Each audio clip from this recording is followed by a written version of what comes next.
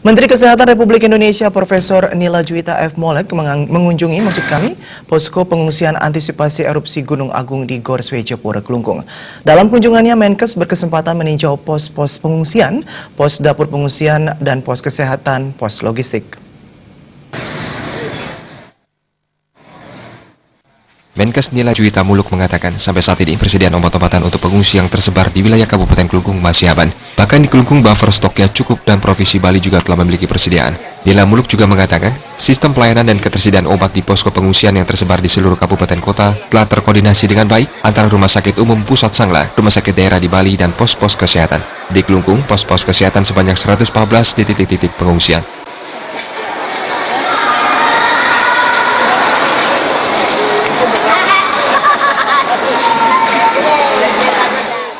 Di mana obat-obatan kami memang buffer stok baik dari provinsi maupun kabupaten dan pusat sudah saling berkoordinasi.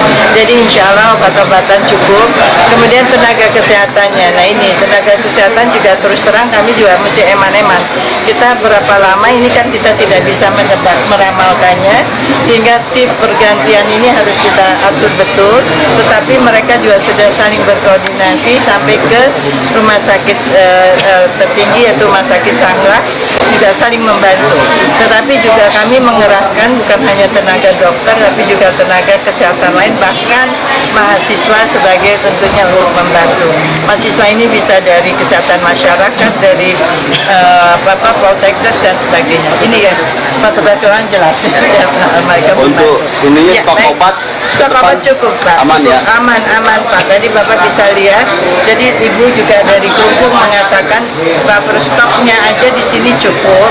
Tapi kami sudah punya lagi di provinsi, kami juga dari pusat, gitu.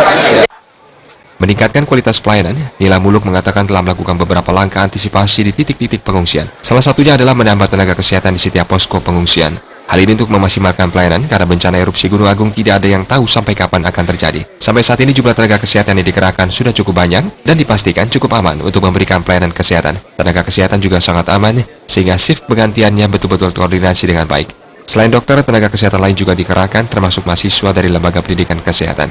Berdasarkan pantauannya di RSUD Kelungkung, sebanyak 5.000 lebih pasien pengungsi yang dirujuk ke RSUD Kelungkung untuk diberikan pelayanan dasar. Kebanyakan pasien tersebut mengalami penyakit harian seperti sakit perut dan kepala. Beberapa pasien yang mengalami gangguan penyakit seperti infeksi paru-paru pada anak sebanyak 3 orang dan gagal ginjal sebanyak 7 orang. Sufiatna, Bali TV.